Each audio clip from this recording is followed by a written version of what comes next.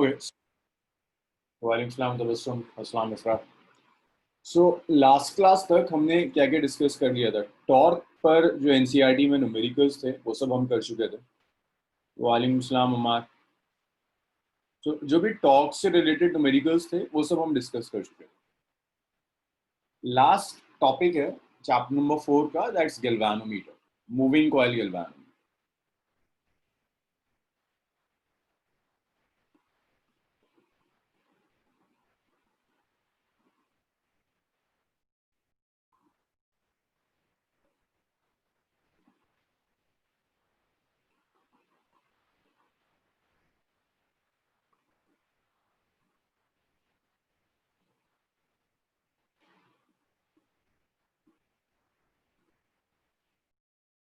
तो देखिए, moving coil galvanometer गिल्वानोमीटर device है जिसे आप करंट डिटेक्ट करने के लिए यूज करते हैं। आपके सर्किट में करंट फ्लो कर रहा है या नहीं कर रहा, इसको डिटेक्ट करने के लिए आप जो that's a galvanometer. So galvanometer is a device use to detect current और वोल्टेज। करंट और वोल्टेज दोनों को ही डिटेक्ट करने के लिए आप जो डिवाइस यूज करेंगे, दैट डिवाइस इज गिल्वानोमीटर। देखिए, गिल्वानोमीटर बहुत सिंपल प्रिंसिपल पर बेस्ड। अभी लास्ट सेक्शन में हमने पढ़ा था, अगर यूनिफॉर्म मैग्नेटिक फील्ड में,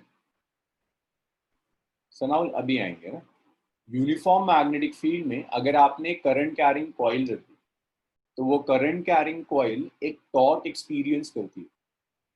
अगर आपने यूनिफॉर्म मैग्नेटिक फील्ड में एक कॉइल रखी, सारे न्यूमेरिकल्स यही किए थे, कॉइल टॉर्क एक्सपीरियंस करेगी और रोटेट कर सकती। सो नेक्स्ट है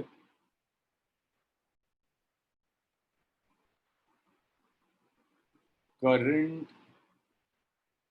carrying coil.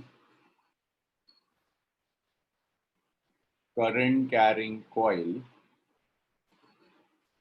in uniform magnetic field, in uniform magnetic field experience a torque, experience a torque कि अगर आपने यूनिफॉर्म मैग्नेटिक फील्ड में एक करंट कैरिंग कॉइल रख दी तो वो current carrying coil torque experience करेगी। एक मिनट रुक जाओ। कहें सनाउल सर, एमीटर क्या होता है? एमीटर वो डिवाइस है जो करंट मेजर करती है। गैल्वेनोमीटर सिर्फ डिटेक्ट करेगा, गैल्वेनोमीटर बताएगा कि करंट है या नहीं। गैल्वेनोमीटर से हम मेजर नहीं करते, मेजर करेंगे तो एरर बहुत ज्यादा है। एमीटर यूज करते हैं मेजर करने के लिए। अब एमीटर की डिटेल गैल्वेनोमीटर के बाद आती है, थोड़ा सा पेशेंस रखो। Amin, force between two parallel carrying conductor नहीं होगा। गैल्वेनोमीटर और वोल्टमीटर के बाद वो टॉपिक होगा। असल में force between two parallel conductors theory का टॉपिक नहीं हो, बेसिकली टाइप ऑफ न्यूमेरिकल। सो बिल्कुल एंड में जब मैं वोल्टमीटर कंप्लीट कर दूंगा तब वो आ जाएगा। अरशद अली सर, एक टॉपिक है। अरशद, क्या कहना चाह रहे हो, पूरी बात बताओ।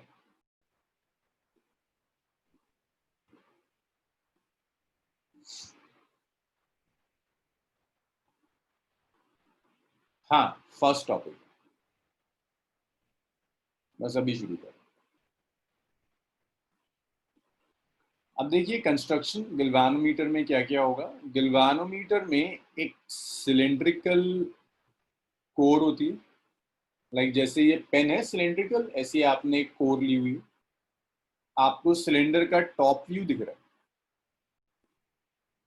सो ये जो है, this is a cylindrical core.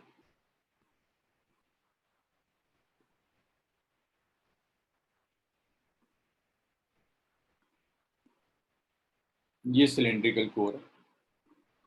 इस सिलेंड्रिकल कोर के पास यहां पर आपने मैग्नेट रख दिए, ये नॉर्थ पोल,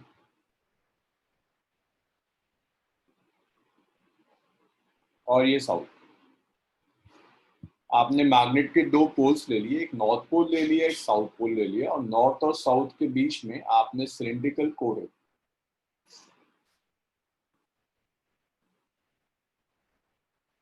और ये सिलिंड्रिकल जो कोर है, ये कोर सॉफ्ट आयरन की।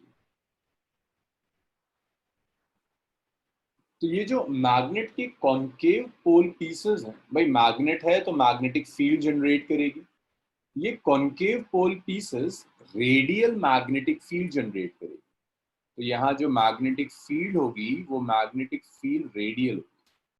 तो रेडियल मीन्स इस स्फीयर पर आप जितने भी रेडियस ड्रॉ कर सकते हैं, रेडियस के डायरेक्शंस, उन सारे डायरेक्शंस में मैग्नेटिक फील्ड एग्जिस्ट करेगी। तो ये जो मैग्नेटिक फील्ड है, this magnetic field is radial. This magnetic field is a radial magnet.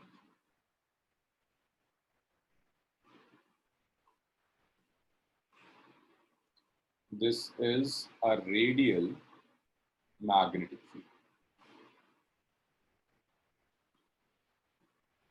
So ये जो मैग्नेटिक फील्ड आपको दी हुई है, this magnetic field is radial. Tabassum, ये इसलिए रेडियल मैग्नेटिक फील्ड मैंने कल भी डिस्कस किया था। अगर मैग्नेटिक फील्ड रेडियल है तो मैग्नेटिक मूवमेंट और मैग्नेटिक फील्ड, कॉइल का यहाँ पर एक मैग्नेटिक मूवमेंट भी आएगा m, और मैग्नेटिक फील्ड तो है b। अगर ये रेडियल है तो हमेशा m और b एक दूसरे के परपेंडिकुलर हो। तो रेडियल होने से ये फायदा मिलेगा कि m और b एक दूसरे के परपेंडिकुलर मिलेगा। That's radial magnet. अभी देखेंगे ये परपेंडिकुलर एग्जैक्टली कैसे है, बट रेडियल लेने का रीजन यही है। रेडियल लेने से फायदा ये होगा कि b और मैग्नेटिक मूवमेंट एक दूसरे के परपेंडिकुलर। तो अब ये सिलेंडर लिया आपने, इस सिलेंडर के ऊपर वायर के कुछ नंबर ऑफ टर्न्स ले लिए।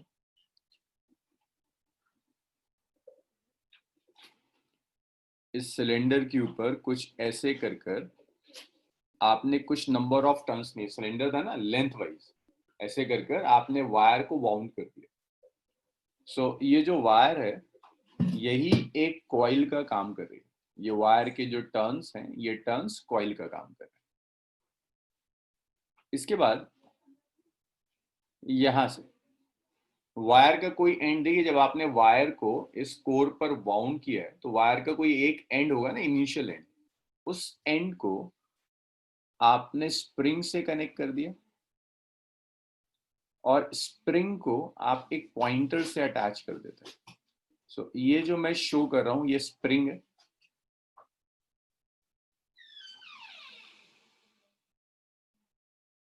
और ये पॉइंटर है। ये पॉइंटर है भाई, गैल्वेनोमीटर में जो पॉइंटर मूव करता है ना, जिससे आप रीडिंग नोट करते हो, ये वो पॉइंटर है। और ये स्केल हो गया गैल्वेनोमीटर।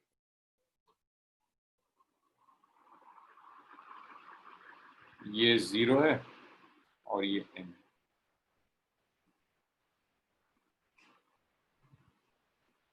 ये गैल्वेनोमीटर का स्केल हो गया। ये मैग्नेटिक पोल्स।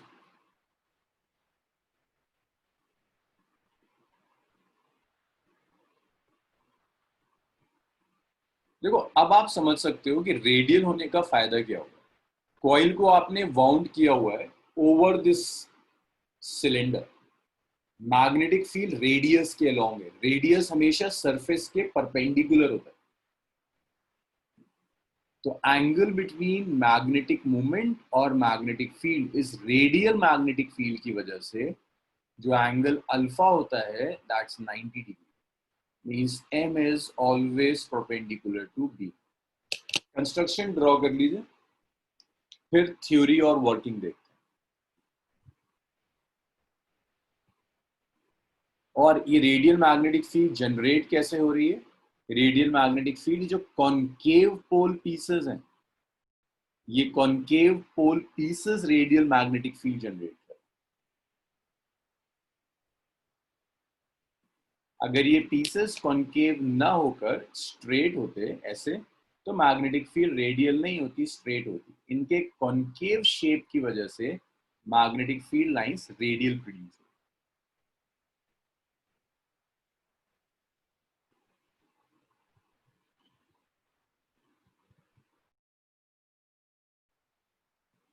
जब इतना हो जाए मुझे, अरबाब, अमीन, आयशा, दानिश।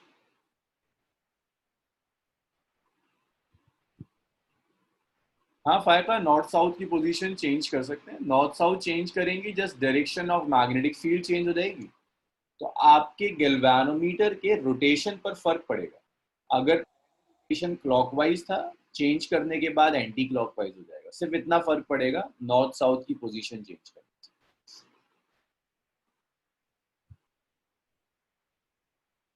फील्ड में एरो डायरेक्शंस कैसे डिसाइड करें?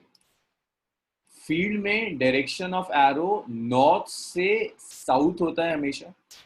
जो मैग्नेटिक फील्ड है इसका डायरेक्शन नॉर्थ पोल से लेकर साउथ पोल होता है।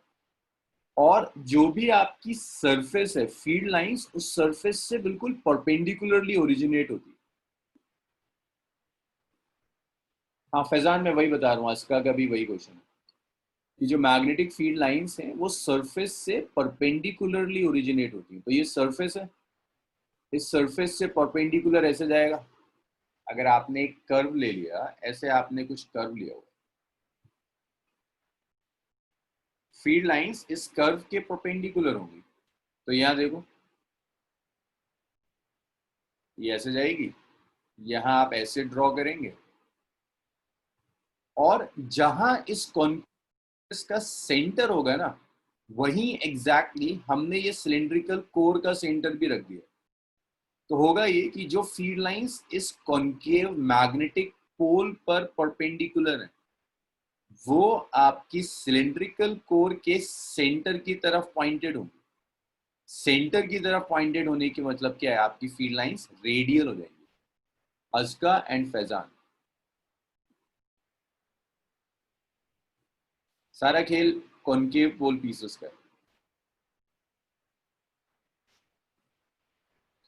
एक रोल यहाँ सॉफ्ट आयरन कोर का भी आता है। Soft iron core is a ferromagnetic material. इसके अंदर नेट मैग्नेटिक फील्ड एग्जिस्ट नहीं करेगी। यहाँ कोई मैग्नेटिक फील्ड नहीं होगी, सारी मैग्नेटिक फील्ड सरफेस पर। अब फेरोमैग्नेटिक में क्यों नहीं होती, ये काम हम चैप्टर नंबर 5 में देखेंगे।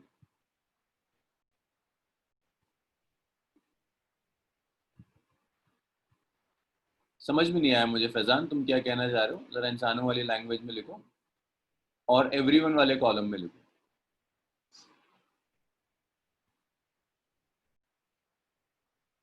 एक तो ये कि आप सामने नहीं बैठे हैं, तो अपनी जबान पर जरा कंट्रोल रखकर आप लोग बोला करें।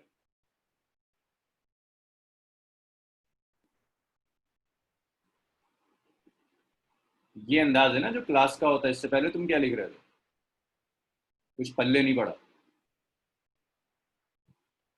क्या? घर बैठे बैठे दिमाग बिल्कुल ही घूम गया? फैजान, मैं तुमसे पूछ रहा हूँ, दिमागी हालात ज्यादा खराब हैं घर बैठे बैठे?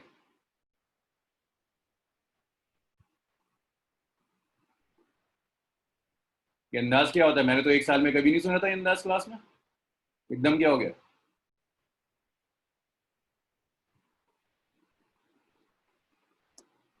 तो मैं अनम्यूट कर रहा हूँ, जरा को 1 मिनट रुक जाओ।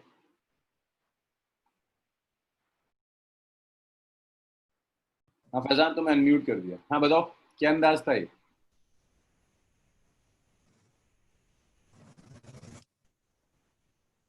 फैजान आलम, सर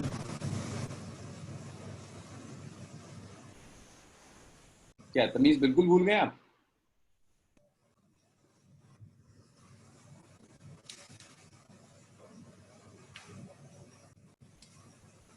फैजान, मैं आपसे बात कर रहा हूँ।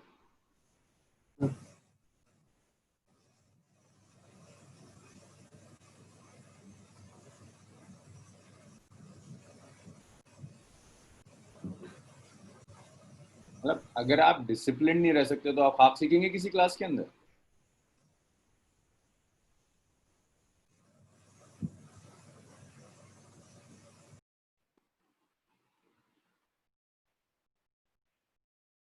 एक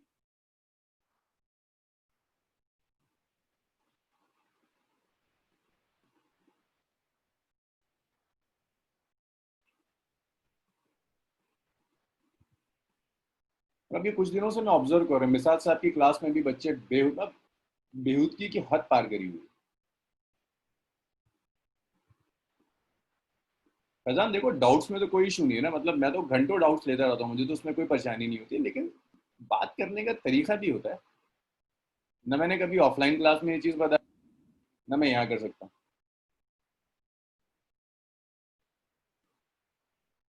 चलो यहाँ तो फिर भी पता नहीं बिसा सर की क्लास में तो आप लोग बिल्कुल हद ही पार कर देते हैं, लगता ही नहीं है कि ढंग के घरों से आ रहे हैं।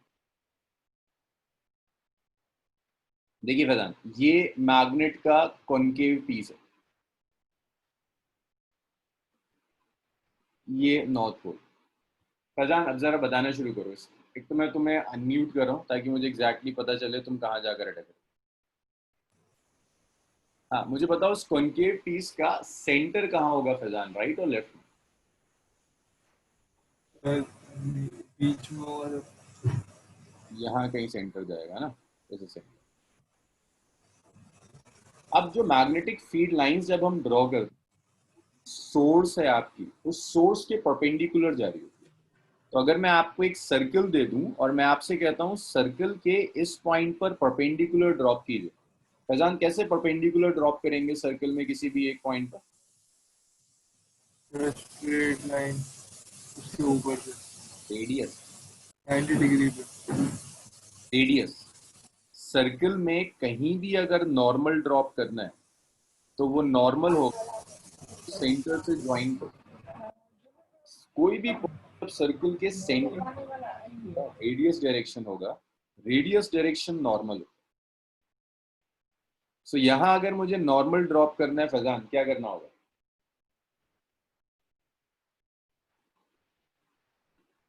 अगर इस पॉइंट पर मुझे नॉर्मल ड्रॉप करना है तो आप क्या करेंगे? रेडियस, ये नॉर्मल हो गया, ये नॉर्मल,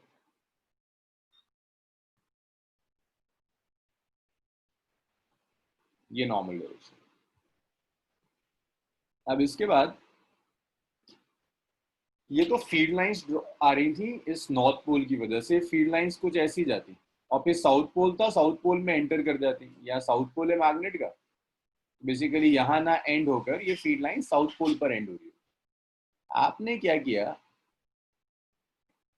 ये जो सर्कल का सेंटर था, ये सेंटर ऑफ द सर्कल, यहाँ आपने एक स्फेयर ले लिया, सिलेंडर ले लिया, सिलेंड्रिकल कोर, जिस सिलेंड्रिकल कोर का सेंटर इस कॉन्केव शेप के सेंटर के साथ कोइंसाइड कर रहा है।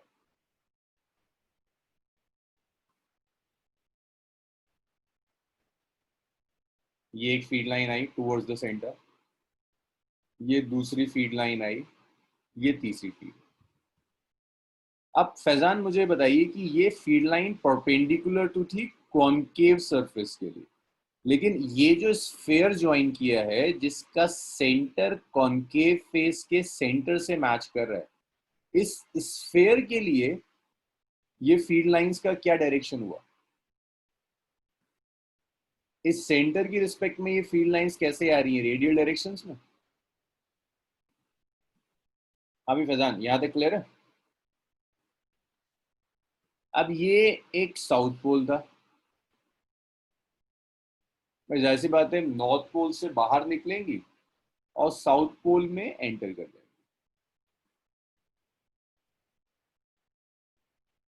साउथ पोल में एंटर कर जाएंगे और होगा सारा डायरेक्शन रेडियल, क्योंकि कॉन्केव पीसेस का सेंटर और सिलिंड्रिकल कोर का सेंटर दोनों सेंटर्स को इंसाइड कर। फैजान अब बताओ क्या इशू है? तुम्हारे लॉजिकल आर्ग्यूमेंट्स की मैं कदर करता हूँ लेकिन तुम्हारी बदतमीजियां तो मैं कर ही नहीं सकता, बता। तुम लॉजिकल बहुत अच्छी चीजें पूछ लेते हो, मुझे मजा आता है, लेकिन तरीका होना चाहिए। हाँ फैजान इशू है, या फिर से अनम्यूट करूँ?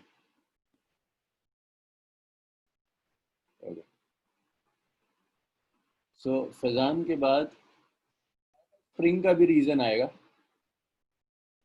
सवाल है कॉनकेव सर्कल का रोल यही है, ये जो पूरी कॉनकेव सरफेस है, ताकि फील्ड आपकी रेडियल बन पाए। अगर कॉनकेव सरफेस नहीं होती तो फील्ड रेडियल नहीं आती। हाँ अस्का, जो आपने एक वायर ली है, ये वायर लेंथ वाइज है। अगर ये सिलेंडर है, अगर मैं इससे सिलेंड्रिकल ले लूं तो वायर ऐसे करके बाउंड है, लेंथ वाइज बाउंड।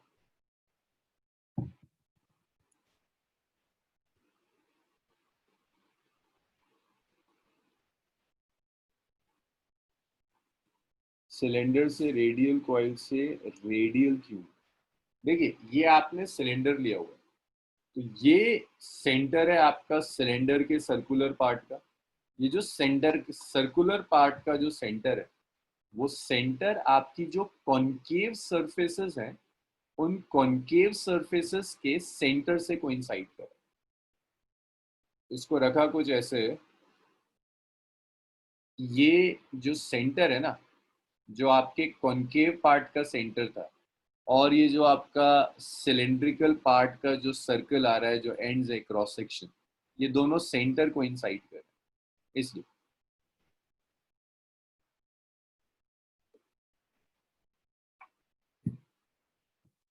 अस्का,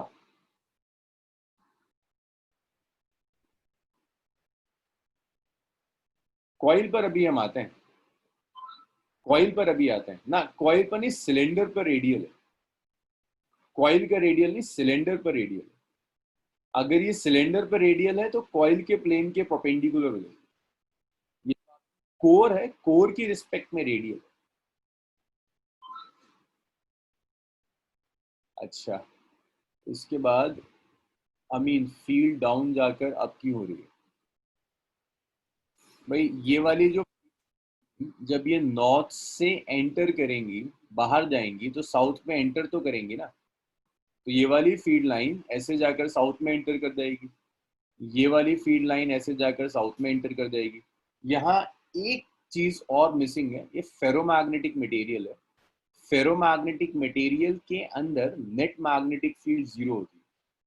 तो जैसे हमने पोलराइजेशन में नेट इलेक्ट्रिक फील्ड पढ़ी थी, ऐसी ही यहाँ पर इंड्यूस मैग्नेटिक फील्ड भी आएगी। बट चूंकि वो चीज़ें आपके सिलेबस के स्कोप से बाहर होती है, इसलिए मैं इंड्यूस मैग्नेटिक फील्ड नहीं ले रहा। यहाँ मैग्नेटिक फील्ड ना दिखने का रीज़न यही है कि यहाँ एक मैग्नेटिक फील्ड और आ रही है, जो कि इस मैग्नेटिक फील्ड को कैंसिल कर देती है अंदर से। और अमीन, जो तुम पूछ रहे हो, इसका रीज़न सिर्फ ये है कि ये नॉर्थ पोल से बाहर जाती है, साउथ पोल में एंटर करी, तो ये बाहर गई और यहाँ एंटर करी, ये बाहर गई और ये। अच्छा, अब देखिए थ्योरी और वर्किंग देखिए।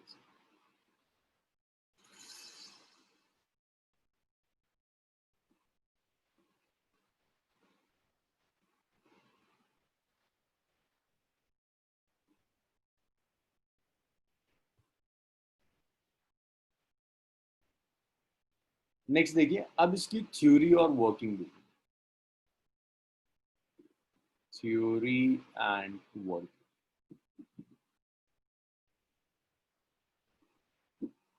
कुछ टर्म्स देखो, n is number of turns in coil, number of turns in galvanometer,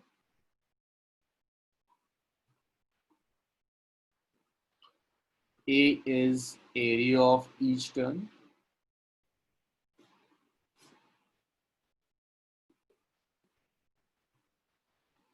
I is current through each turn,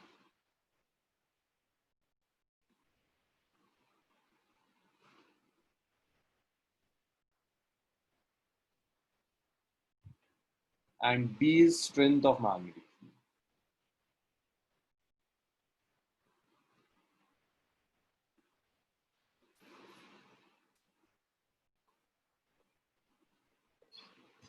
तो देखिए, जैसे ही आप इस गैल्वेनोमीटर से करंट पास कराओगे, तो वो करंट, ये जो रेड कलर से जो कॉइल मैंने ड्रॉ करी हुई है, इस कॉइल से करंट पास करेगा, और यहाँ पर मैग्नेटिक फील्ड भी है। क्या कॉइल कोई टॉर्क एक्सपीरियंस करेगी?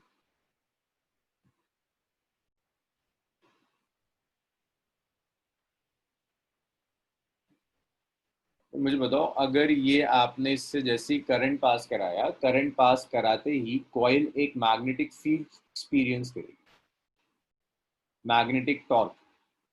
सो टॉर्क experienced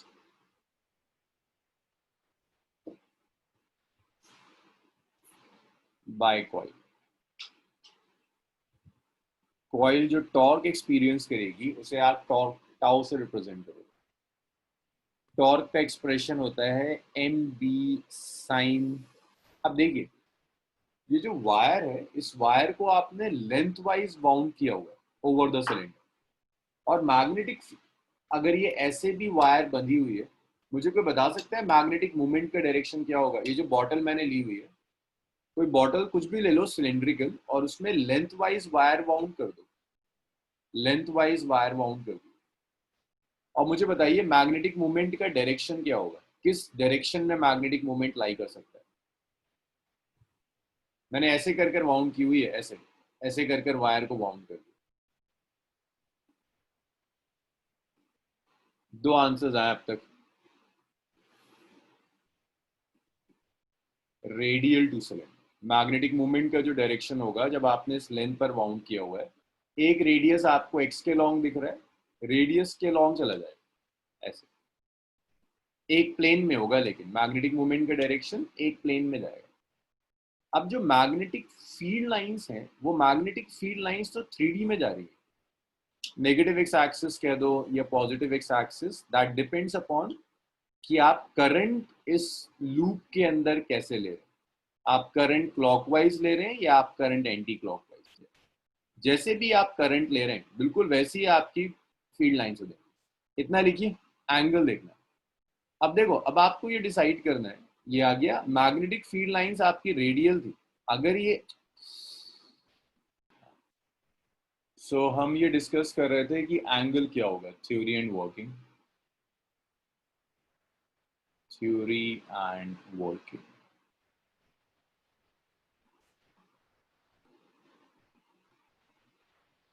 थ्योरी और वर्किंग हमने स्टार्ट किया था, स्प्रिंग और सस्पेंसर।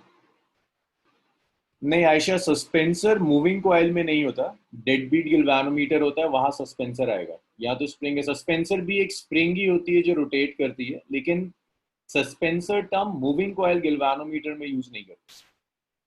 आपके सिलेबस में मूविंग कॉइल गिल्वानोमीटर है, सस्पेंसर कॉइल एक और गिल्वानोमीटर होता है जहां कॉइल हैंग्ड होती है, वहां सस्पेंसर यूज करते हैं। दोनों ही स्प्रिंग्स, लेकिन अलग अलग गिल्वानोमीटर्स में अलग अलग टर्म्स यूज करते हैं। Number of turns in गिल्वानोमीटर,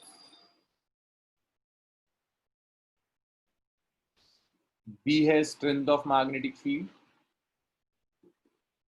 strength of magnetic field. A है एरिया ऑफ ईच टर्न,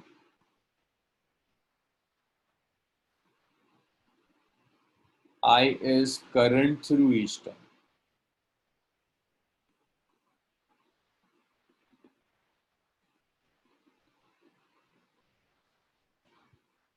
जो टॉर्क एक्ट करेगी, हम उस टॉर्क के लिए एंगल डिसाइड कर रहे थे मैग्नेटिक फील्ड में और आपकी सिलेंड्रिकल पोल पीसेस में। This is north pole and this is south.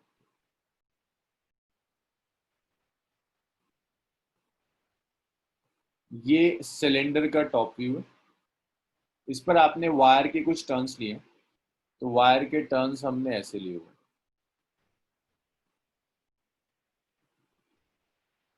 तो देखिए, डायरेक्शन डिसाइड करने के लिए आसान तरीका ये भी है, ये सेंटर है,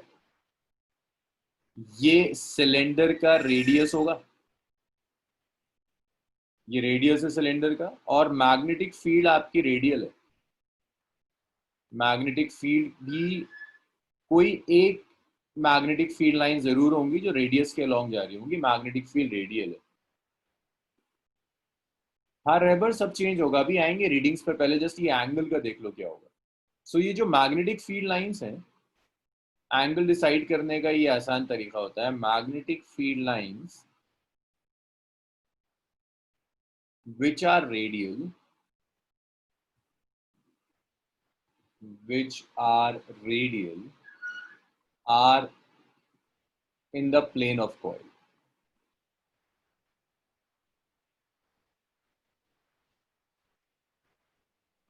तो मैग्नेटिक फील्ड लाइन जो रेडियल है वो in the plane of coil में, कॉइल के प्लेन में। एंड भाई यहां तक आया समझ में? ये वाली जो आपकी कॉइल है, ये जो आपको टर्न्स दिख रहे हैं कॉइल के, ये टर्न्स और मैग्नेटिक फील्ड सेम प्लेन में। वजाद, तौहीद, जोहेब, फैजान, अस्का, भाई ये स्टेटमेंट आया समझ में?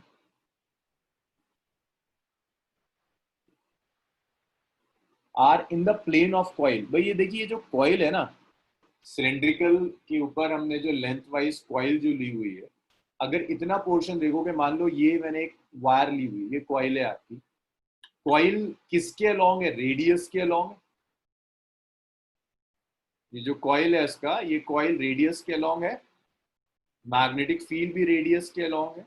तो मैं लिख सकता हूं magnetic field are radial, field lines which are radial are in the plane of coil. तो magnetic field lines plane of coil. Sanaul थोड़ा थोड़ा आया। अच्छा, दोबारा देखो। सनाउल मैग्नेटिक फील्ड रेडियल है, ये आया था। मैग्नेटिक फील्ड रेडियल है सनाउल, इतना आया था। कॉइल को अगर मैंने वाउंड कर दिया और मान लो ऐसे लेंथ के अराउंड वाउंड किया है, ये एक लाइन मान लीजिए कॉइल की, क्या ये रेडियस के अलोंग है लाइन सनाउल? ये लाइन क्या रेडियस के अलोंग है? अच्छा, मैग्नेटिक फील्ड भी रेडियस के अलोंग, कॉइल भी रेडियस के अलोंग, तो कह सकता हूं कि magnetic field which are radial are in the plane of coil. कि मैग्नेटिक फील्ड लाइंस कॉइल के प्लेन में। अब हुआ ये पूरा या भी थोड़ा थोड़ा है?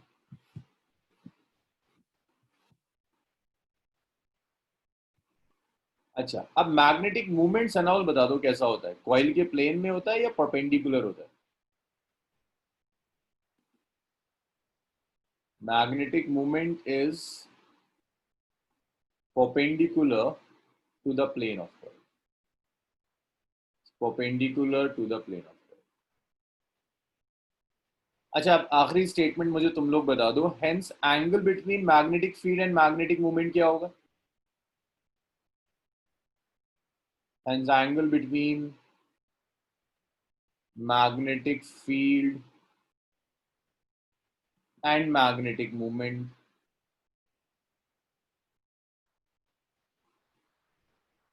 इज 90।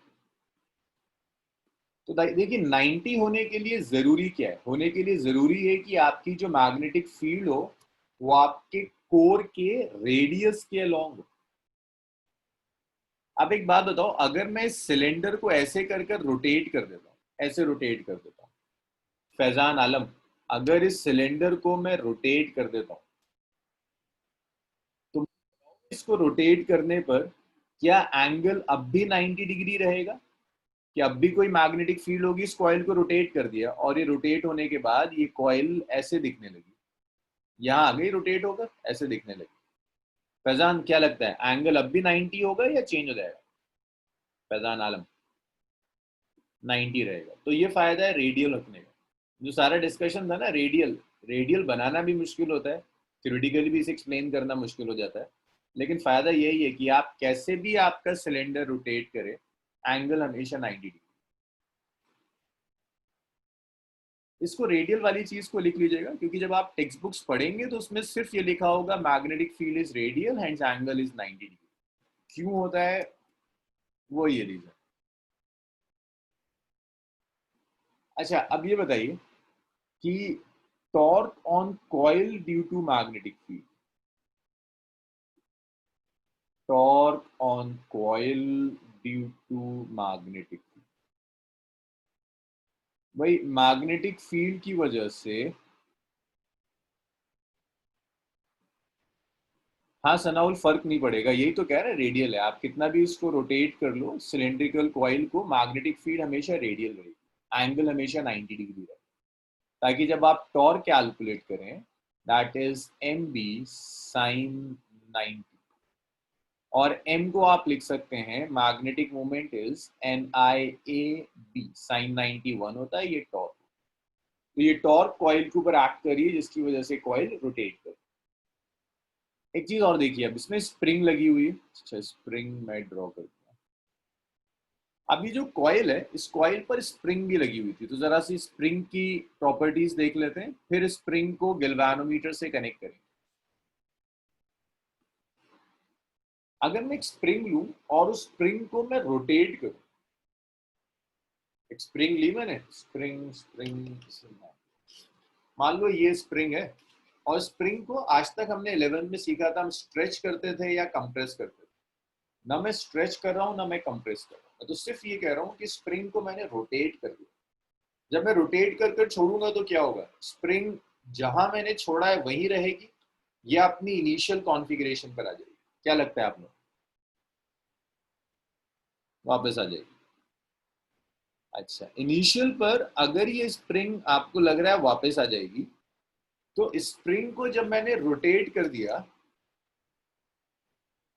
फैजान क्यों नहीं आएगी?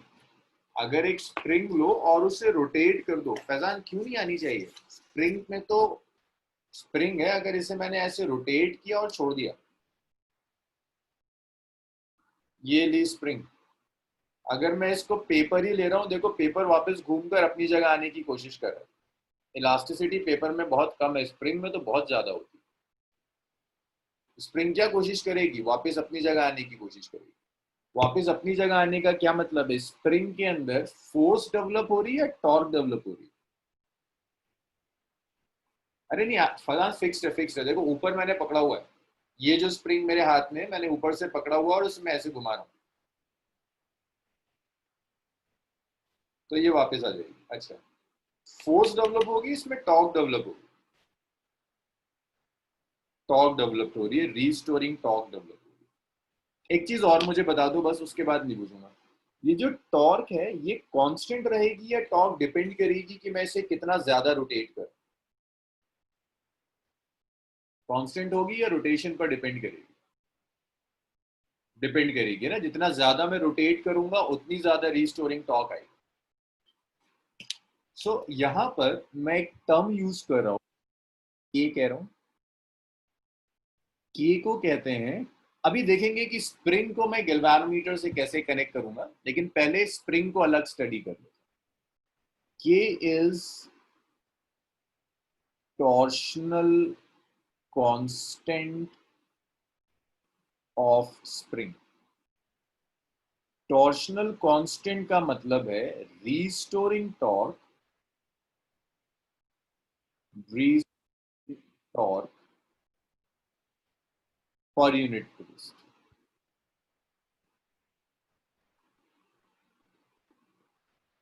This is restoring torque per unit twist, जिसे टॉर्शनल कांस्टेंट कहते हैं।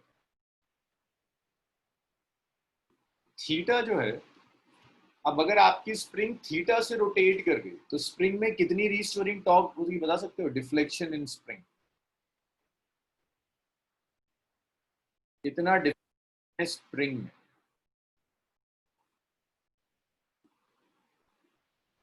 और इसी को मैं गैल्वेनोमीटर का डिफ्लेक्शन आगे कहूंगा, मैं लिख रहा हूं, समझ में आपके आ जाएगा अभी। साइन थीटा क्यों होगा? Restoring torque, restoring torque. Pradhan sine कैसे आ गया भाई? यूनिट अगर आपने रोटेट करा तो रीस्टोरिंग टॉर्क के थी, अगर आप थीटा से रोटेट करेंगे तो रीस्टोरिंग टॉर्क कितनी होगी? के थीटा हो जाएगी। This is equation. तो ये स्प्रिंग सबके समझ में आ गई कि अगर स्प्रिंग रोटेट करेगी तो उसके अंदर एक रीस्टोरिंग टॉर्क डेवलप होती है। इन स्प्रिंग के आगे क्या लिखा है? डिफ्लेक्शन इन स्प्रिंग के आगे जैद गैल्वेनोमीटर लिखा है। जो स्प्रिंग में डिफ्लेक्शन होगा वही डिफ्लेक्शन गैल्वेनोमीटर में भी होगा। अच्छा, इसके बाद अब देखो ये स्प्रिंग को गैल्वेनोमीटर से कैसे कनेक्ट करेंगे। ये कोर थी ना आपके गैल्वेनोमीटर की, इस कोर में यहां पर आपने स्प्रिंग को सोल्डर कर दिया, यहां आपने स्प्रिंग सोल्डर करी हुई, जब ये रोटेट करेगा, आपका जो सिलेंडर है, जब ये सिलेंडर रोटेट करेगा, एक तरफ से तो ये फिक्स्ड है ना इसके साथ, तो ये स्प्रिंग भी रोटेट करेगी। ये स्पाइरल स्प्रिंग है, जब ये रोटेट करेगा, यहां आपने फिक्स कर दिया एक एंड, दूसरा एंड आपका पॉइंटर जो है ना, यहाँ पर ये जो पॉइंटर है स्प्रिंग का, दूसरा एंड इस हैवी पॉइंटर से कनेक्टेड है। तो ये बिल्कुल वैसे ही हो गया जैसे मैंने आपको ये स्प्रिंग दी थी, मैंने तो अपने हाथ में दोनों साइड फिक्स किया था। यहाँ एक तरफ ये पॉइंटर के साथ फिक्स्ड है, दूसरी तरफ ये सिलेंडर के साथ फिक्स्ड है। ऊपर पॉइंटर के साथ फिक्स्ड है, नीचे सिलेंडर के साथ फिक्स्ड है। जब ये सिलेंडर रोटेट करेगा तो स्प्रिंग भी रोटेट करेगी, स्प्रिंग के अंदर भी रीस्टोरिंग टॉर्क डेवलप होगी। ये गैल्वानोमीटर से समझ में आ रहा है स्प्रिंग कैसे कनेक्टेड है। स्प्रिंग का एक एंड जाकर आपके सिलेंडर से कनेक्टेड है, दूसरा एंड जो है आपका वो पॉइंटर से कनेक्टेड। जब आपका गैल्वानोमीटर घूमेगा, कॉइल घूमेगी, तो आपकी जो स्प्रिंग है वो स्प्रिंग भी रोटेट होगी, स्प्रिंग में रीस्टोरिंग टॉर्क डेवलप होगी। तो ये जो स्प्रिंग है, हाँ तौहीद लिख दिया, इसका मतलब यही है कि ऑपोजिट डायरेक्शन में होगा। हाँ फैजान, अभी आ रहा है स्प्रिंग का यूज, अभी स्प्रिंग का यूज आ रहा है। जब मैंने लिख दिया ना तौहीद रीस्टोरिंग है, दैट मीन्स जहां अप्लाइड फोर्स है उसके बिल्कुल ऑपोजिट डायरेक्शंस में होगी। लेकिन फिलहाल मैं दोनों में से किसी भी चीज को प्रॉपर वेक्टर फॉर्म में नहीं ले रहा, इसीलिए मैंने सिर्फ मैग्नीट्यूड्स लिखे हुए। अगर तुम प्रॉपर वेक्टर फॉर्म में लेते हो तो तुम्हें ऐसे लिखना होगा, इसको के कैप लिखोगे तो दूसरे वाले को तुम्हें लिखना होगा माइनस के कैप, लेकिन मैं उस चीज को यूज नहीं कर रहा। अब देखिए ये जो स्प्रिंग है, इस स्प्रिंग से ये पॉइंटर अटैच है। जैसे ही इस गिल्वानोमीटर से करंट पास होता है, ये गिल्वानोमीटर रोटेट करेगा। गिल्वानोमीटर के रोटेट करने की वजह से स्प्रिंग के अंदर एक रीस्टोरिंग टॉर्क डेवलप होती है।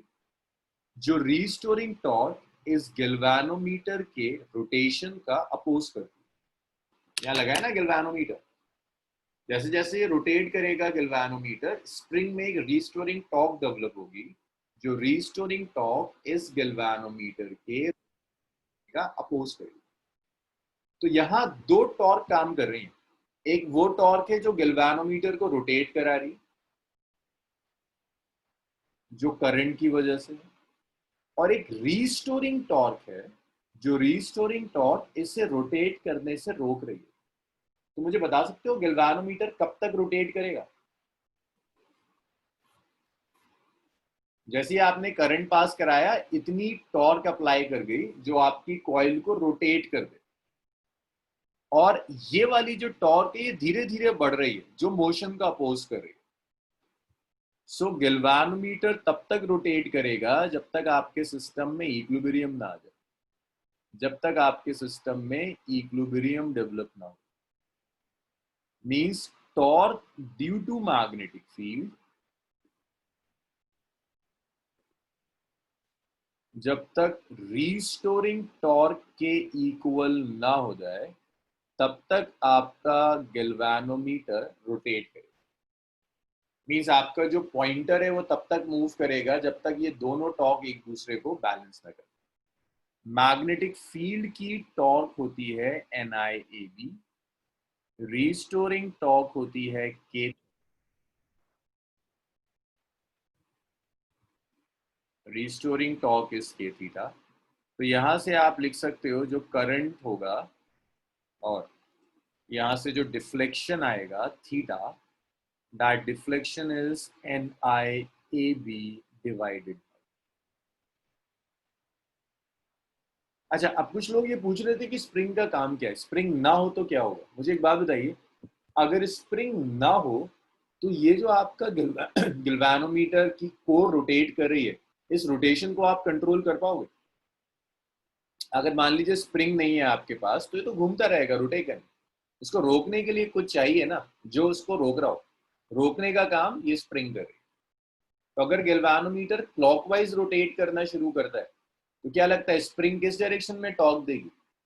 अगर गैल्वानोमीटर क्लॉकवाइज रोटेट कर रहा है तो स्प्रिंग किस डायरेक्शन में देगी? Anti clockwise. Anti clockwise direction में स्प्रिंग इसे रोकने की कोशिश करेगी। तो ये रोल है स्प्रिंग का। जो रीडिंग है जहां जाकर ये रुक रहा है वो डिपेंड कर रहा है सारा स्प्रिंग के ऊपर। स्प्रिंग ना हो तो रुकेगा ही।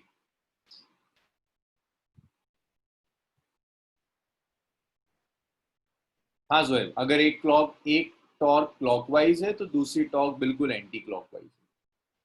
तो अब देखो ये जो थीटा है ना, यही डिफ्लेक्शन है गैल्वेनोमीटर का। आप जितना ज्यादा देखो, यहाँ जो थीटा है that's directly proportional to I, current के डायरेक्टली प्रोपोर्शनल है। And number of turns constant है। एक गैल्वेनोमीटर में नंबर ऑफ टर्न्स आप चेंज नहीं करते। Area constant, B constant, K constant. Theta सिर्फ करंट पर डिपेंड कर रहा है। जितना ज्यादा आप करंट पास कराओगे उतना ज्यादा आपके गैल्वेनोमीटर में डिफ्लेक्शन होगा, उतनी ज्यादा रीडिंग आपका गैल्वेनोमीटर शो करेगा। सो ये क्रूशियल काम है। अगर थीटा आई के प्रोपोर्शनल ना हो तो गैल्वेनोमीटर से आप करंट मेजर नहीं कर सकते। मेजर तभी कर पाएंगे आप ढंग से जब चीजें डायरेक्टली प्रोपोर्शनल। तो ये पहला काम हो गया, यहां से आप करंट मेजर। अब एक चीज और है, ये जो एन ए बी बाई के आ रहा है, N A B divided by K, इसे सी से भी रिप्रेजेंट करते हैं, कोई ऑथर इसे जी से भी रिप्रेजेंट करेगा। इसे गैल्वेनोमीटर कांस्टेंट कहते हैं। इसे गैल्वेनोमीटर कांस्टेंट भी कहा जाता है। अब ये ना फिक्स नोटेशंस नहीं है। एनसीईआरटी सी ले लेता है। नहीं नहीं, आई नहीं है फैजान। आई नहीं है। आई तो करंट जो आप मेजर कर रहे हैं। जो गैल्वेनोमीटर के कैरेक्टरिस्टिक्स है ना, वो नंबर ऑफ टर्न्स है, एरिया है, मैग्नेटिक फील्ड है और के। ये एन ए बी बाई के है जिसे आप गैल्वेनोमीटर कांस्टेंट।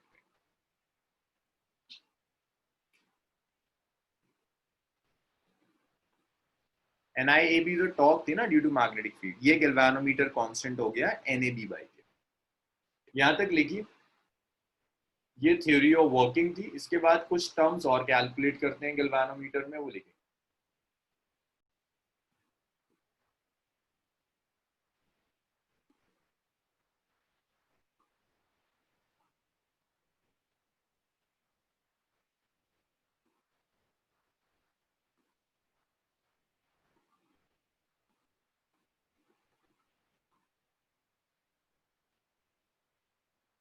रिस्टोरिंग टॉर्क से रिपीट करो।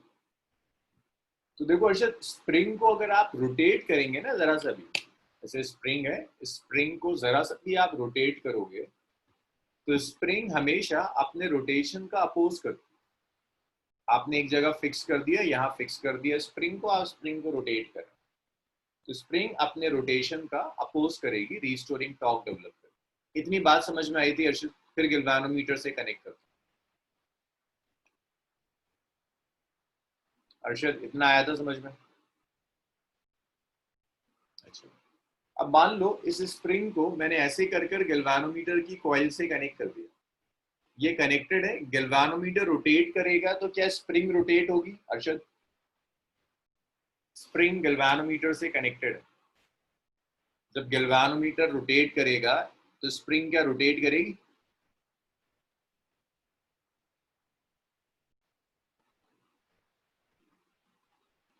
अच्छा, जब स्प्रिंग रोटेट करेगी तो इसमें रिस्टोरिंग टॉर्क डेवलप होगी। अब दो टॉर्क दिख रही है अर्षद। एक टॉर्क है मैग्नेटिक फील्ड की वजह से जो इसे रोटेट कर रही है, एक रिस्टोरिंग टॉर्क है जो इसे रोटेट करने से रोक रही है अर्षद। क्योंकि स्प्रिंग जैसी रोटेट होगी, स्प्रिंग तो मोशन का अपोज करेगी।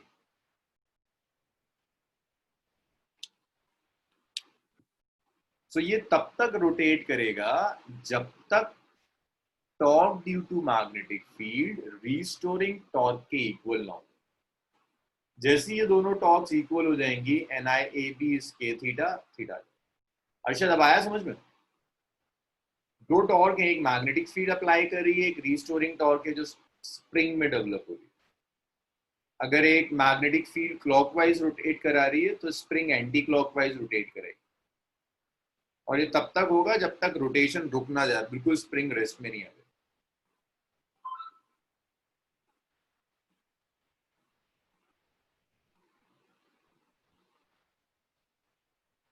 चलिए, Aska sir magnetic fields different directions में सबको इन प्लेन ऑफ कॉइल क्यों ले रहे हैं? ना ना ना, सबको इन प्लेन ऑफ कॉइल नहीं, ऐसा है, हमें तो सिर्फ उससे मतलब है अस्का, डिफरेंट डायरेक्शंस में सबको इन प्लेन ऑफ कॉइल क्यों ले रहे हैं? देखिए इसका रीजन ये है, ये कॉइल कैसे भी रोटेट करे इसका, अगर मैग्नेटिक फील्ड लाइंस रेडियल है तो ये कहीं भी आ जाए कुछ ना कुछ मैग्नेटिक फील्ड लाइंस तो मिलेंगी ना जो इसकी डायरेक्शंस में, इसका कुछ ना कुछ तो मिलेंगी ना जो इसकी डायरेक्शंस में, तो हम इनको कंसिडर करें। अब आपका कंसर्न ये है कि कुछ ऐसे भी जा रही होंगी, कुछ ऐसे भी जा रही होंगी, इनकी वजह से भी कुछ टॉर्क होगी, हमारा कंसर्न यही है या कुछ और है? तो ये जो टॉर्क होती है, यहाँ जो एंगल होगा एम बी साइन जो भी एंगल बनेगा, उस एंगल की वजह से ये जो टॉर्क्स आएंगी, एक टॉर्क इधर जा रही है, एक टॉर्क इधर जा रही है, एक तो चीज ये होगी इन टॉर्क्स के कंपोनेंट्स एक दूसरे को कैंसिल करेंगे, यहाँ रेडियल की वजह से जितनी भी आपको टॉर्क्स मिलेंगी सब एक डायरेक्शन में, बट ये जो ऑफ जा रहा है, ये वाला ऑफ जा रहा है, ऑफ जा रहा है, इनके कंपोनेंट्स एक दूसरे को कैंसिल करेंगे, इफेक्टिव जो मैग्नेटिक फील्ड्स ये हैं, इनकी वजह से जो इफेक्टिव टॉर्क होगी वो इफेक्टिव टॉर्क इस फील्ड की टॉर्क के कंपेरेबल नेग्लिजिबल होगी, इसलिए कैंसिल कर दो। इसीलिए अगर आप ये मूविंग कॉइल गैल्वेनोमीटर एनसीईआरटी की जगह किसी और बुक में, कोई इलेक्ट्रॉनिक्स की बुक में देखोगे तो उसमें लिखा होता है इट्स ऑलमोस्ट रेडियल। इवन अगर आप नेट पे भी कोई ढंग की जगह देखेंगे तो almost radial, not exactly radial, वो ऑलमोस्ट यही है, कुछ तो ऑफ डायगोनल्स जा रहे हैं, इनकी वजह से टॉर्क होगी, बट इफेक्टिवली वो काउंट नहीं होता, ये जो रेडियल की वजह से है ये इसको ओवरटेक करता है।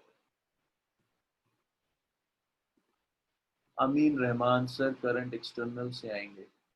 हाँ अमीन, करंट एक्सटर्नल से आएगा बिल्कुल, मतलब आप गैल्वेनोमीटर को जब एक्सटर्नल सर्किट से कनेक्ट करोगे वहां से करंट आ रहा है। Zainab I is also equal to N I B, I तो उल्टा हो जाए ना, K theta by N A B. Zainab वो तो करंट सेंसिटिविटी है शायद जो तुम्हें याद आ रहा है, अभी देखेंगे करंट सेंसिटिविटी क्या होता है, वो करंट सेंसिटिविटी होता है, करंट नहीं है,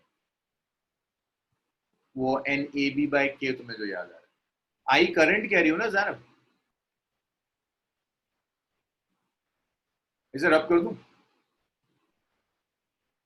यहाँ से आई लोगे तो K theta by N A B आएगा ना,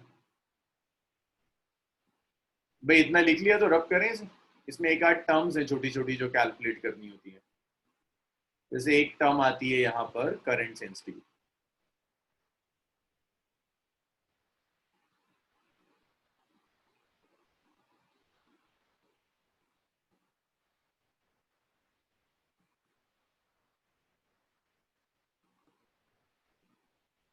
करंट सेंसिटिविटी। तो देखो करंट सेंसिटिविटी का क्या मतलब है, current sensitivity is simply deflection per unit current, current sensitivity is deflection per unit current.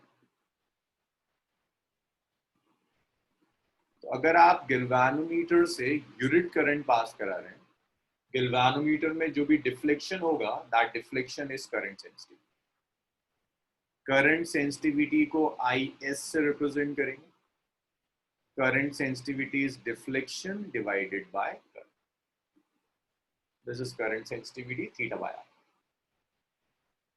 अब देखो वो जो एक्सप्रेशन था ये लिखा था हमने N I A B by K is equal to theta, इसे इक्वेशन नंबर 3 कहते हैं। अगर मैं 3 से थीटा बाय आई कैलकुलेट करूं,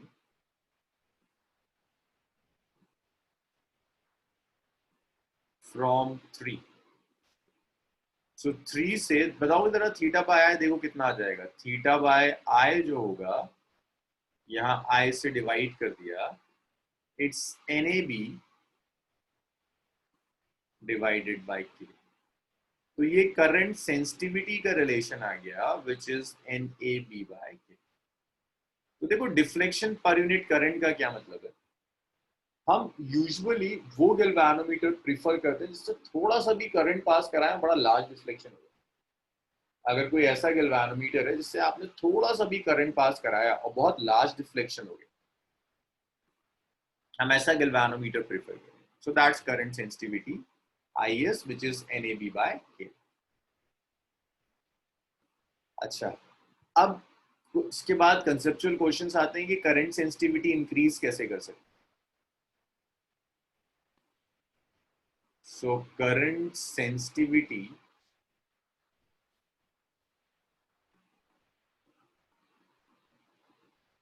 can be increased by first part देखिए, current sensitivity is directly proportional to N, तो by increasing number of turns, अगर आप नंबर ऑफ टर्न्स बढ़ा दें तो करंट सेंसिटिविटी बढ़ जाएगी bye increasing number of turns बढ़ाने से करंट सेंसिटिविटी बढ़ जाती है। बट ये काम आप एक लिमिट के बियॉन्ड नहीं कर सकते। अगर आप अपने गैल्वेनोमीटर में नंबर ऑफ टर्न्स बढ़ाते चले जाओ, नंबर ऑफ टर्न्स बढ़ाओगे तो आपका गैल्वेनोमीटर बहुत बल्की हो जाएगा, बहुत हेवी गैल्वेनोमीटर हो जाएगा। एक लिमिट के बियॉन्ड आप इंक्रीज नहीं कर सकते। Can't be increased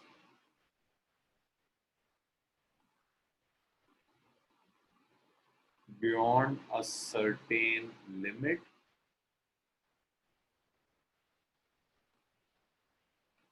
as it may make galvanometer बल्कि कर देगा, हैवी कर देगा आपको गैल्वेनोमीटर। दूसरा काम है करंट सेंसिटिविटी बढ़ाने के लिए आप कॉइल का एरिया बढ़ा सकते by increasing area of coil, by increasing area of coil. भाई एरिया ऑफ कॉइल बढ़ाने का क्या मतलब है, बड़ा सिलेंडर ले लो, लेकिन यहां भी यही प्रॉब्लम आएगी कि ये भी गैल्वेनोमीटर बल्कि बना देगा, एक लिमिट के बियॉन्ड आप इसे भी नहीं बढ़ा सकते। थर्ड देखिए, current sensitivity is directly proportional to magnetic field, magnetic field strength के directly proportional।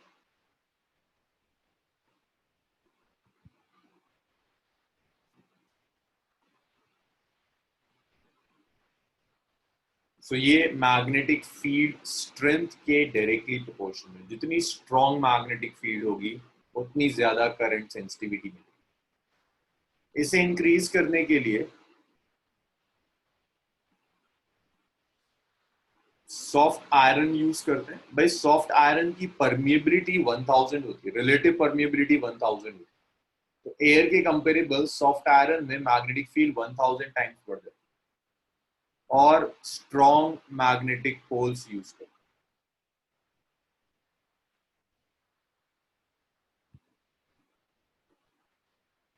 फोर्थ देखो, करंट सेंसिटिविटी के इनवर्सली प्रोपोर्शनल, टॉर्शनल कांस्टेंट के इनवर्सली प्रोपोर्शनल। तो ऐसी स्प्रिंग प्रीफर करते हैं, spring having small value of k is preferred।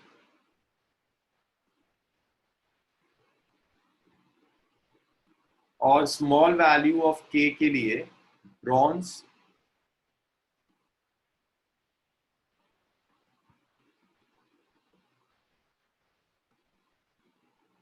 Bronze की spring use करते हैं।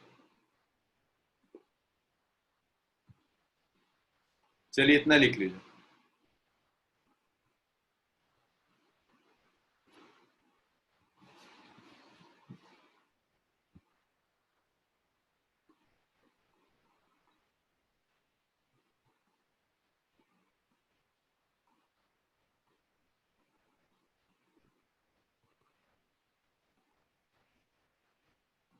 अच्छा सुनिए, सिर्फ सिर्फ ब्रॉन्ज नहीं, सुनिए एक मिनट,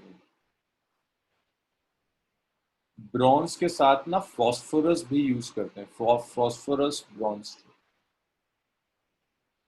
फॉस्फोरस ब्रॉन्ज।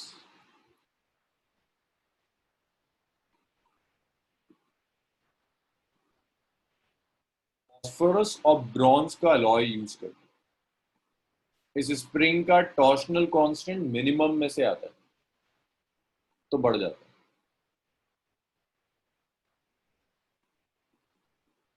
है। जैद कह रहा है करंट सेंसिटिविटी और गैल्वेनोमीटर कांस्टेंट सेम है। हाँ, गैल्वेनोमीटर करंट सेंसिटिविटी सेम है। हाँ जैद,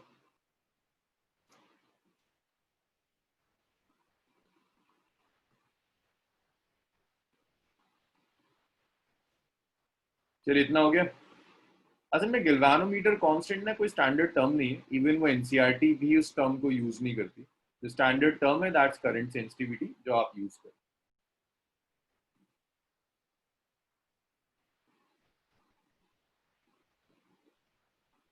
इसके बाद नेक्स्ट देखिए, करंट सेंसिटिविटी के बाद नेक्स्ट जो टर्म आती है दैट्स वोल्टेज सेंसिटिविटी।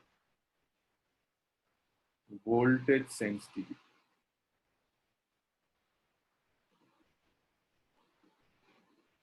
तो देखो वोल्टेज सेंसिटिविटी क्या चीज है। Voltage sensitivity is deflection per unit voltage. Voltage sensitivity is deflection per unit voltage.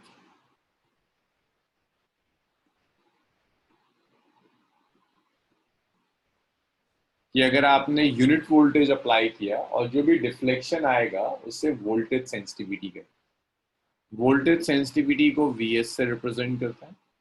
This is deflection divided by voltage. इसे आप ऐसे भी लिख सकते हैं, डिफ्लेक्शन डिवाइडेड बाय आर। अब ये जो डिफ्लेक्शन बाय आई है, थीटा बाय आई, इसे आप करंट सेंसिटिविटी लिख सकते हो। So this is current sensitivity by R. Current sensitivity था NAB बाय के। तो अगर आप यहाँ करंट सेंसिटिविटी की वैल्यू रख दें तो वोल्टेज सेंसिटिविटी आ जाएगा NAB ओवर KR।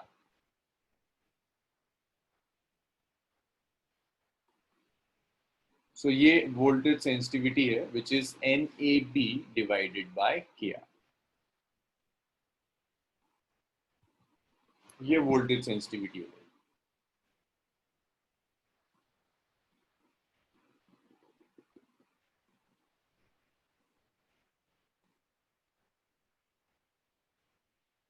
अच्छा, अब इसके बाद एक क्वेश्चन आता है, increasing current sensitivity, increasing current sensitivity may not increase voltage sensitivity.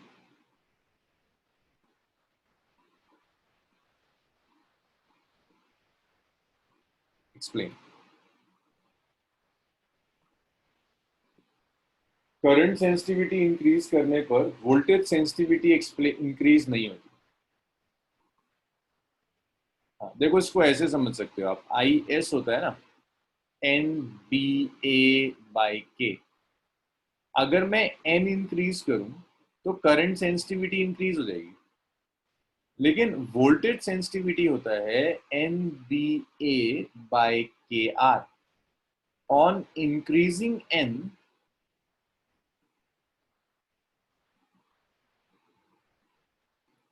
length of wire increase,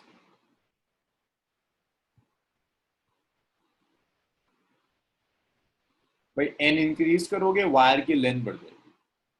and since resistance R is proportional to length, since wire का जो रेजिस्टेंस है वो वायर की लेंथ के डायरेक्टली प्रोपोर्शनल है, on increasing hence R also increase in same ratio।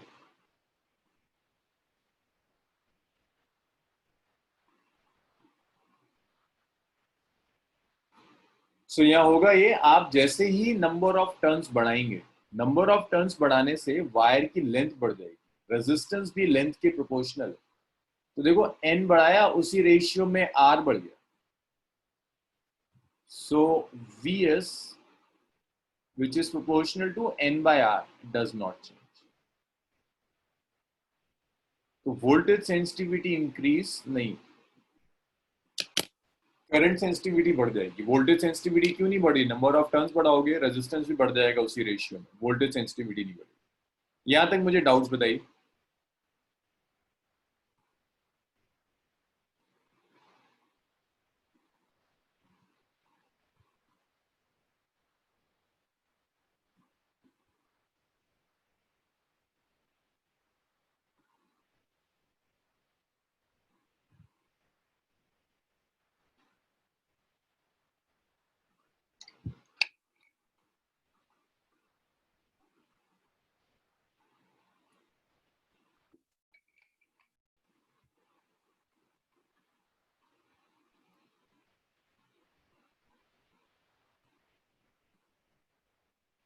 फायदा length तो बढ़ेगी बढ़ेगी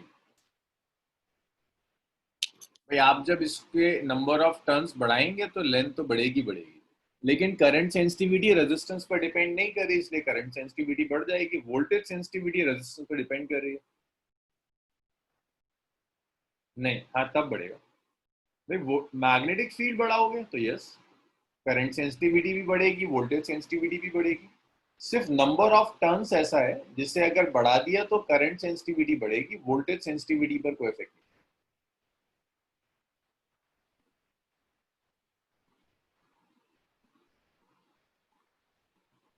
अगर हम कोर ही बदल दें,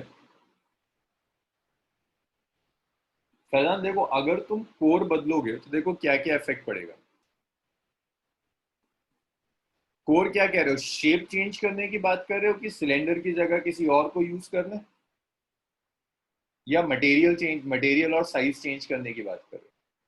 अगर तुम कहते हो सिलेंडर के अलावा कोई और शेप ले लें, अगर आपने कोई और शेप लिया एल्स देन सिलेंडर, हाँ, तो मैग्नेटिक फील्ड रेडियल नहीं होगी, तो शेप के साथ तो हम नहीं खेल सकते।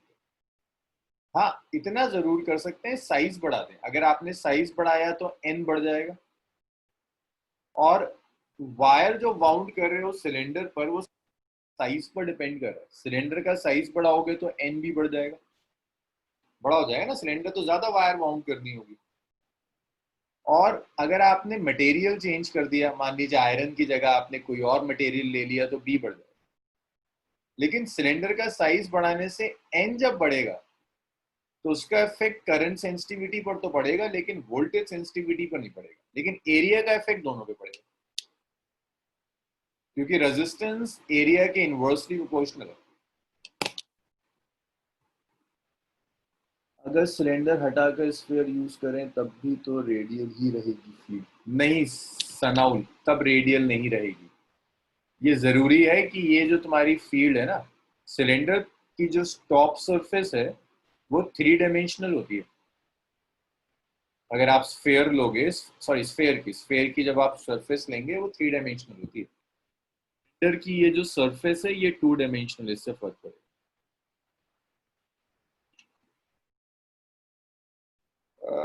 फ्रस्ट्रम ले सकते हैं इस शेप की सरफेस।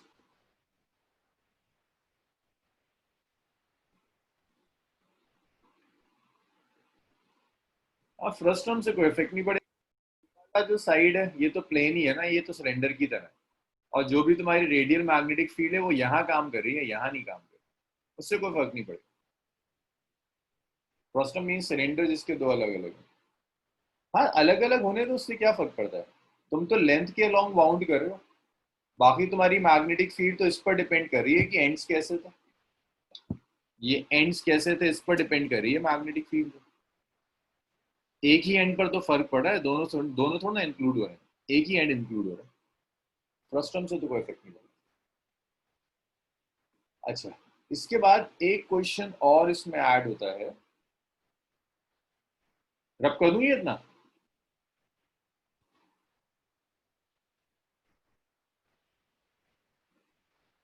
क्वेश्चन ये आता है कि गिल्वानोमीटर यूज कर कर आप करंट मेजर क्यों नहीं करते हैं, सिर्फ डिटेक्ट ही क्यों करते हैं?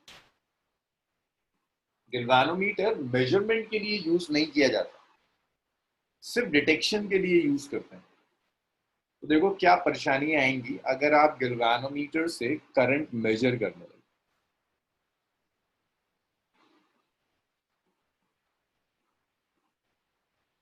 सो galvanometer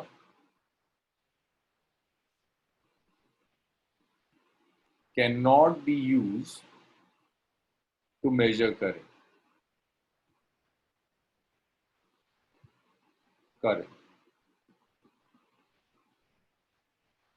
due to following two reason.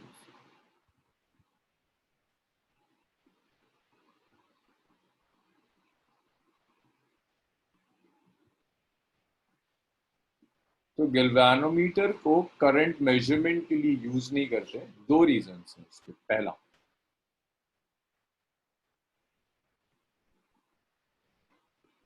यहां पर रेजिस्टेंस लार्ज होता है,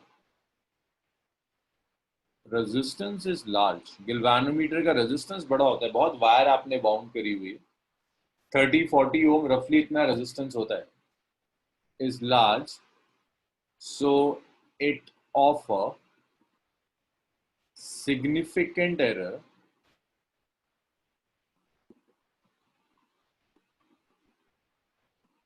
in current measurement.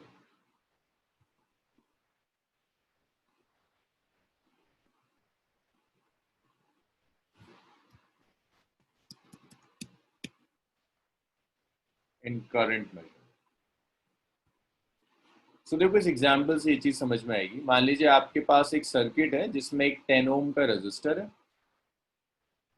इसे आपने 10 वोल्ट के सेल से कनेक्ट किया होगा। यहाँ जो करंट होगा, that current is V by R, it's 10/10 which is 1 ampere. Just 1 ampere का करंट फ्लो करेगा। ये एग्जैक्ट वैल्यू है, दिस इज ट्रू वैल्यू।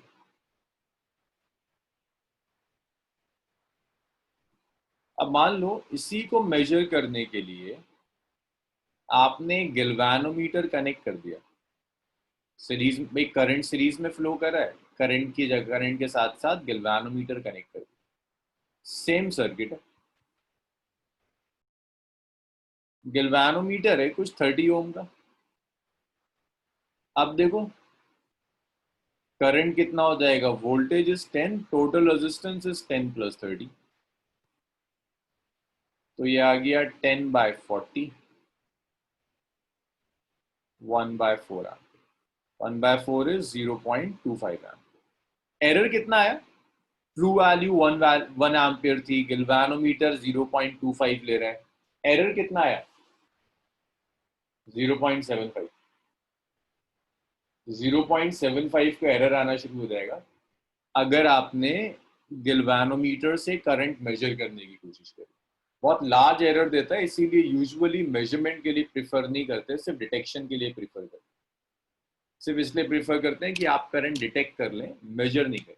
चलिए इतना लिखिए।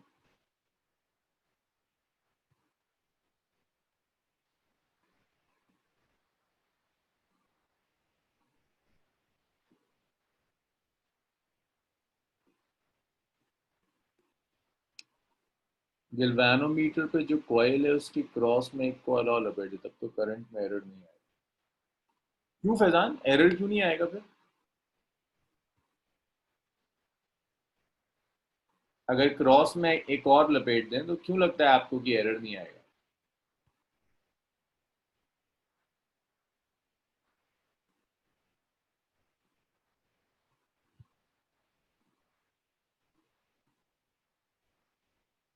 अलमास, जिसे तुम एमीटर कहते हो ना, वो एमीटर गैल्वेनोमीटर से ही बनता है। गैल्वेनोमीटर और एमीटर में एक स्मॉल वैल्यू के रेजिस्टर का फर्क होता है बस। तो लैब में बनता गैल्वेनोमीटर ही है, उसी में एक छोटा सा मॉडिफिकेशन कर कर एमीटर बन जाता है, छोटा सा मॉडिफिकेशन कर कर वोल्ट मीटर बन जाता है। होता है एमीटर गैल्वेनोमीटर ही, छोटा सा मॉडिफिकेशन से एमीटर और वोल्ट मीटर बन जाएगा, अलग से कुछ है नहीं, ऐसा नहीं कोई नई डिवाइस हो रही है। फैजान तुमने जवाब नहीं दिया, क्यों तुम्हें ऐसा लग रहा है कि क्रॉस करने पर एरर नहीं आएगा? अब लॉजिक मेरे समझ में नहीं आ रहा।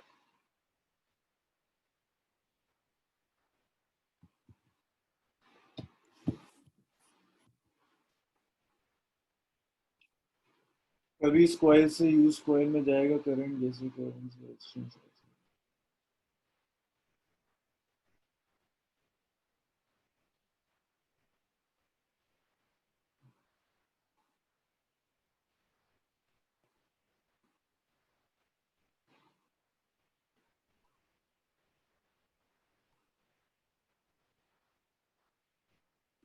फैजान, मेरे ख्याल से तो रेजिस्टेंस और बढ़ जाएगा। मतलब तुमने अगर दो कॉइल ले ली, दोनों कॉइल से करंट पास हो रहा है, तो नंबर ऑफ टर्न्स तो और बढ़ गए।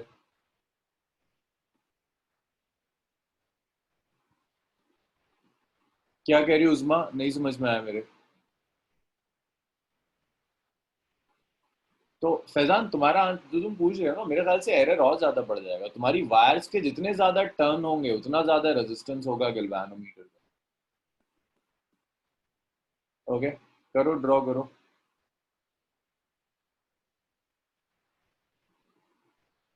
स्क्रीन पे ड्रॉ कर दो।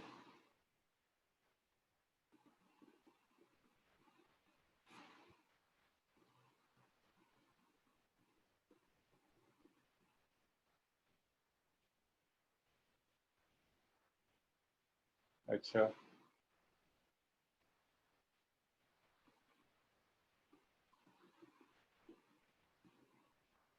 पता है इससे होगा क्या फैजान?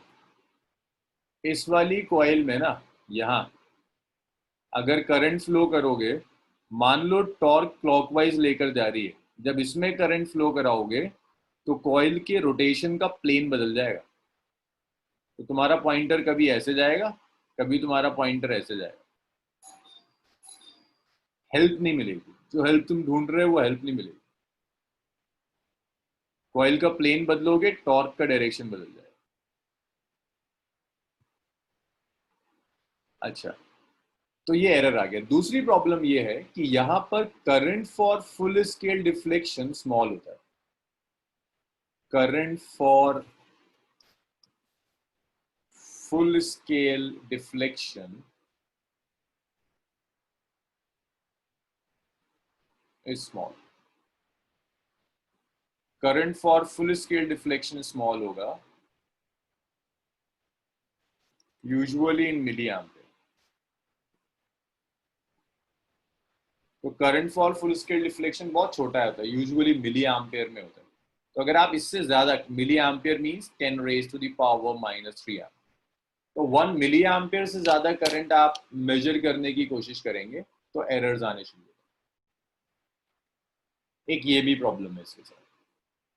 ये दो इश्यूज हैं, एक रेजिस्टेंस लार्ज है, दूसरा current for full scale deflection small. ये लिख लीजिए, आज इसे यहीं छोड़ते हैं। कल इसे कंटिन्यू करेंगे और फिर देखेंगे एमीटर और वोल्ट मीटर कैसे बने।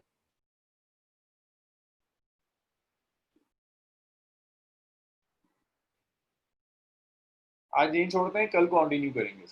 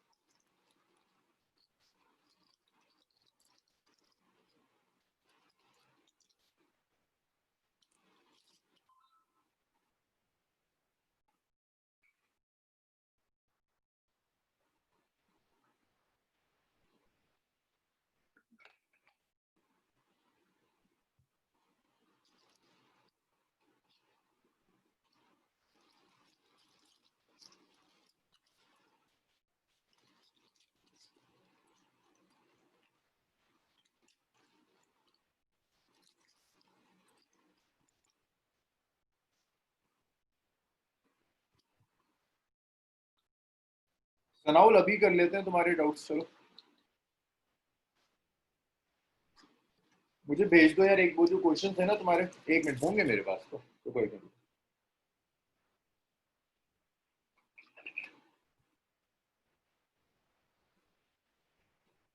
अब बच्चे तो भी ऐड हो रहे हैं 11th में, भेज दीजिए। 11th में तो भी ऐड हो रहे हैं सनफ।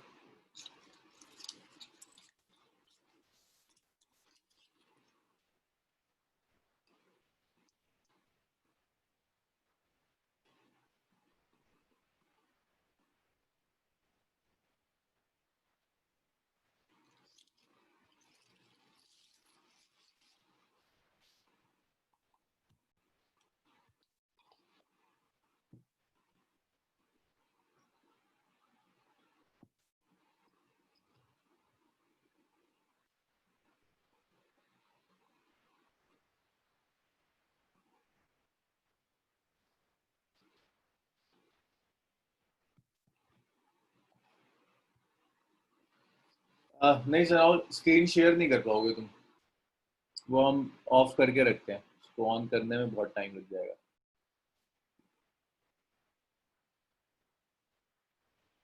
रुको मैं ढूंढ रहा हूँ, तुमने मुझे जो भेजा था होगा।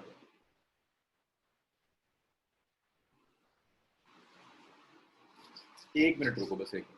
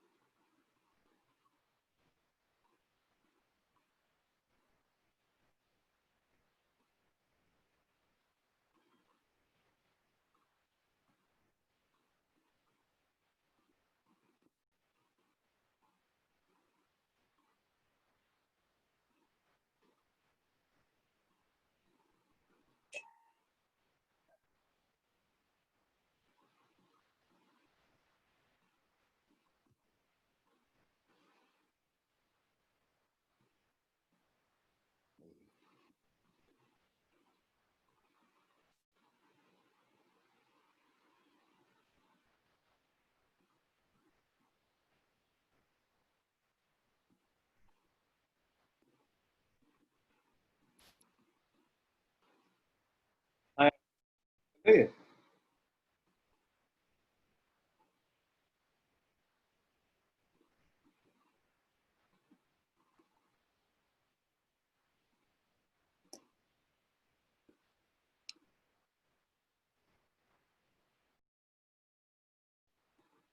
कहाँ तक हो गया था यार, ये कहाँ तक तुम्हारे क्वेश्चंस हो गए थे?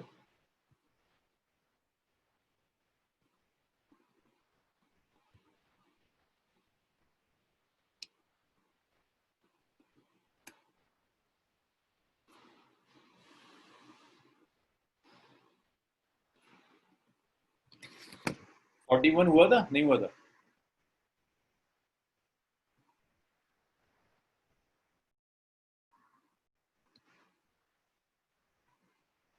सनाउल, 41 हुआ था, नहीं हुआ था?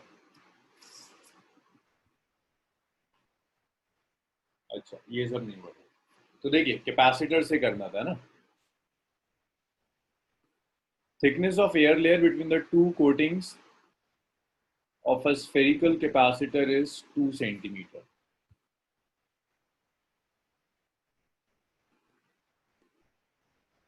Same capacitor is a sphere of 1.2 meter diameter. Find the radii of its surface.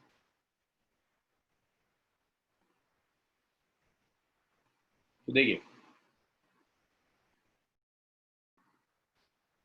Sphere का आपको एक स्फेयर दिया है जिसका डायमीटर है 1.2 मीटर। तो देखो इसका कैपेसिटेंस कितना होगा, 4 पाई एप्सिलॉन नॉट आर होगा। तो ये आ जाएगा 4 पाई एप्सिलॉन नॉट आर को आप क्या लिख सकते हो, 0.6।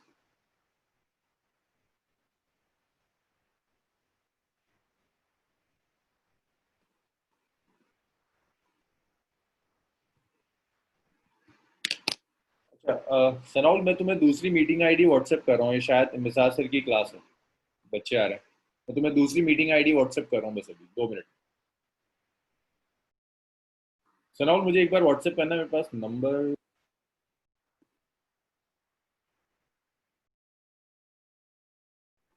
मैं तुम्हें जस्ट व्हाट्सएप कर रहा हूँ, ये क्लास है, मीटिंग आईडी तुम्हें व्हाट्सएप कर रहा हूँ।